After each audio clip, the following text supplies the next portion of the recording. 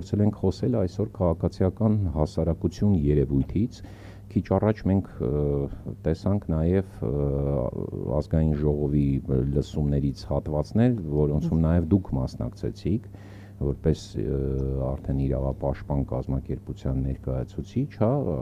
Հայաքվեի խորհրդի անդամ եւ մի շարք այլ հասարակական կառույցների ներկայացուցիչներ հանդես եկան իրենց դիրքորոշումներով, մենք ականատեսը եղանք այս վերջին օրերին բազմաթիվ կառույցների եւ անհատների կողմից հնչեցրած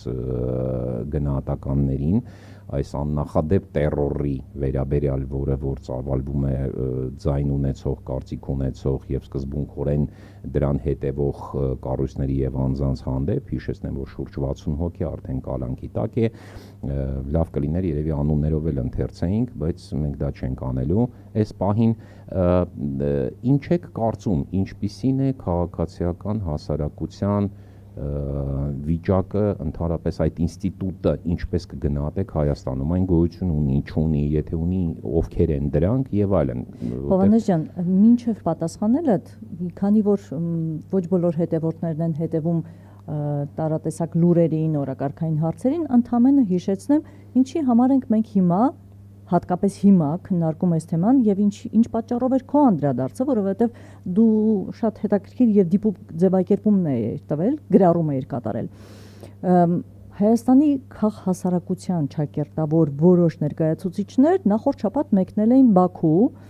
որևէ տեսակցություն չեն ունեցել Բաքվում պահվող հայ գերիների եւ պատանդների հետ, իհարկե խնդրել էին արդարության համար, ասենք, խնդրել էին նմանատիպ հանդիպում, որևէ պատասխանի չեն արժանացել, ինչը նշանակում էր ոչ, չեք հանդիպելու։ Իդեպ արդեն մեկ շաբաթից ավելի է, ինչ Բաքվի բանտում գտնվող 20 տարվա ազատազրկման դատապարտված Վիգեն Էլջեքյանը գտնվում է ծանր վիճակում, ունի առողջական խնդիրներ եւ ըստ նրա ընտանիքի անդամների չի կարողանում այլևս քայլել։ Բաքվում շարունակում են ապօրինաբար պահվող Արցախի նախկին պետնախարար, գործարար Ռուբեն Վարդանյանի գործով հերթական դատական ֆարսը, Բաքվից հաղորդում են, որ հարցաքննել են տուժողները եւ այս ամենի փոխադրամիջոց դարձան, այս բոլոր նարատիվների, քարոզչական մանիպուլատիվ թեզերի փոխադրամիջոց դարձան արդեն նաեւ քաղաքահասարակության ներկայացուցիչներ եւ հենց սրան էր վերաբերում քո գրառումը։ Երևի մի հատ սկզբից փորձենք հասկանալ Հայաստանի քաղաքահասարակության հետ ինչ եղավ եւ ինչ զարգացում ապրեց կամ կործանում, հետո նորից վերածնում։ Մենք հասկանում ենք, որ այդ հետսովետական միջավայրից հետո միջավայրում քաղաքահասարակությունը նոր տեսակի խոցելի խմբեր առաջացան, որոնք սկսեցին այդ ճնշումների տակ ինքնակազմակերպել։ Տարբեր խմբեր էին, դա կարող են լինել կրոնական կազմակերպությունը, բանակում անարդարությունները, կանանց իրավունքները, նույնասեռականների իրավունքները, հաշմանդամություն ունեցողների իրավունքները եւ այլն եւ այլն։ Այս խմբերը սկզբում իրենք կամ ասենք շատ կարևոր է նաեւ բնապահպանները, իհարկե քրեակատարողական հիմնարկներում իրավունքների պաշտպանները ու այս խմբերը ի սկզբանե ոնց որ իրենց ներսից էին ձևավորվում, բայց երբ որ իրենք իրենց ներսից ձևավորվում էին, նաև անհրաժեշտ էր այդ բանը, վառելիքը, որը դրամն է, դրամով է սպահում, էլի, եւ այդ դրա ֆինանսավորողները, հովանավորները եղան եվրոպական արևմտյան կազմակերպությունները, դեսպանատները եւ այլն, հա։ Ու ի սկզբանե թվում է, որ դու շատ կարևոր գործ ես կատարում եւ իսկապես կարևոր գործ է, որովհետեւ մարդու իրավունքները պետության համար կարևոր է, որպեսզի տարբեր շերտեր հասարակության պաշտպանված լինեն։ Սակայն տարիների ընթացքում, երբ որ դու ես ֆինանսավորողը եւ օրակարգը թելադրողը, ի վերջո դու քաղաքացիական հասարակությունից դառնում ես այդ բևեռի քաղաքական օրակարգի հետևորդը։ Եվ մենք տեսանք, որ մեր քաղաքացիական հասարակությունը, լինելով արևմտյան այդ ֆինանսավորման տակ, երբ որ արևմուտքը դարձավ արդեն Ռուսաստանի հետ հակամարտության մեջ մտավ, այս ողջ խումբը նույնպես մտավ այդ հակառուսական հակամարտության մեջ, այդ գրեթե բոլորը։ Եվ 2018 թվականին, երբ որ եղավ այդ հեղաշրջումը, փաստորեն այս քաղաքացիական հասարակություն նախ պետք է հասկանանք, որ բացի այդ իրենց գործունեությունից նաև նրանք հասարակության մեջ արժեքներ էին ստեղծում։ Ժողովրդավարության, մարդու իրավունքների պաշտպանության այս արժեքներով էին գալիս եւ 2018 թվականին այդ արժեքները թվացial եկավ իշխանության։ Հիմա այս հասարակական կազմակերպությունները նույնպես եկան իշխանության։ Այո, համբերի, հա։ Բայց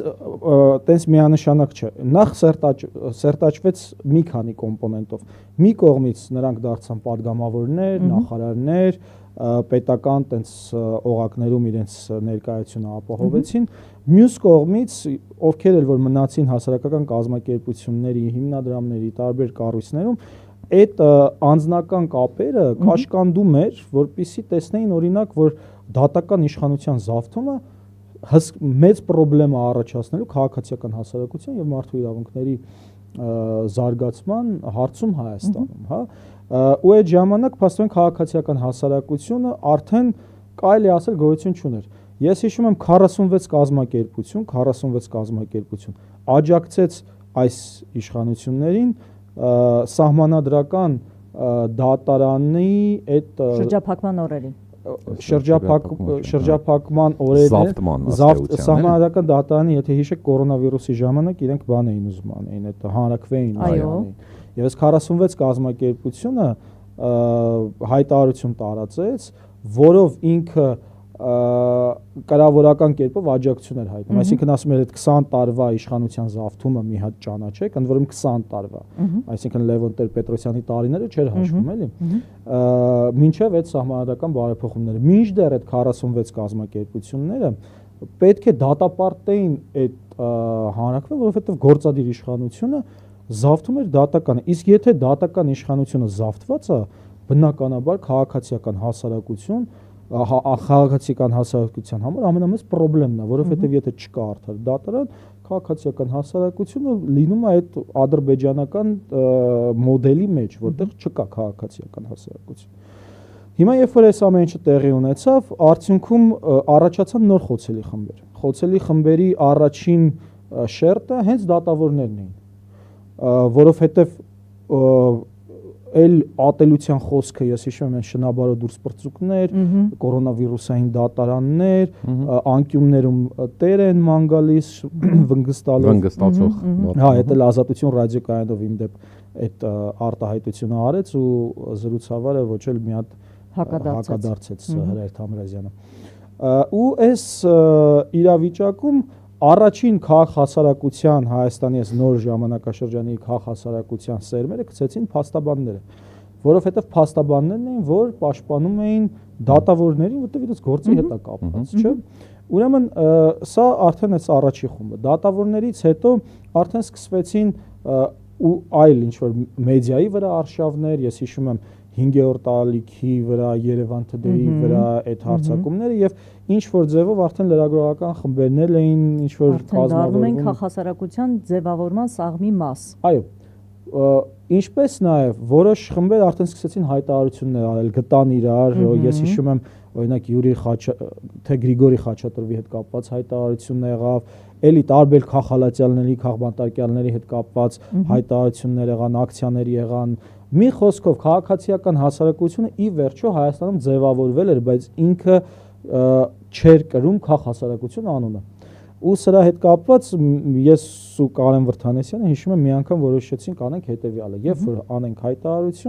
հայտարարություն նշենք, որ քաղաքասարակությունը ենթադրենք դատապարտում է այսինչին կալանավորելու համար, որովհետև քաղաքասարակություն ձևավորվել էր, բայց որպեսզի մեր ունկնդրին հասկանալի լինի թե ի վերջո քաղաքասարակությունը ասվածը ինչ է, որ ես անդադար ասում ձևավորվել էր։ Քաղաքացիական հասարակությունը ժամանակակից պայմաններում ոչ թե անտիկ, այդ էլ կարանք բացենք, եթե ժամանակ ունենանք, թե ոնց է զարգացել ժամանակաշրջաններում, բայց հիմիկվա ժամանակաշրջանում քաղաքասարակությունը այն կազմակերպված մարդկանց խմբերն են, որոնք որոշակի հասարակության որոշակի շերտի շահերն են ներկայացնում, որոնք անկախ են բիզնեսից եւ պետությունից չեն վարձատրվում բիզնեսի եւ պետության կողմից ու ենթադրելի է որ նրանք այդ իրենց այդ շերտերի շահերն են պաշտպանում եւ հանդիսանում են ոնց որ կամուրջը պետության ու այդ հասարակության միջև բայց մյուս կողմից քանի որ պետությունը ինքը ուժն է ներկայացնում, այսինքն քաղաքացիական պաշտպանողն է այն մյուս հասարակության, պաշտպանողն է հասարակության, պետության ու այդ հասարակության միջև։ Հիմա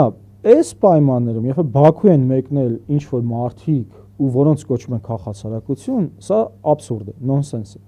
Կամ կարելի ասել, այտենց վերադարձել ենք անտիկ ժամանակաշրջան, որտեղ դեռևս քաղաքացիությունը համարվում էր նաև այտենց պետության մաս։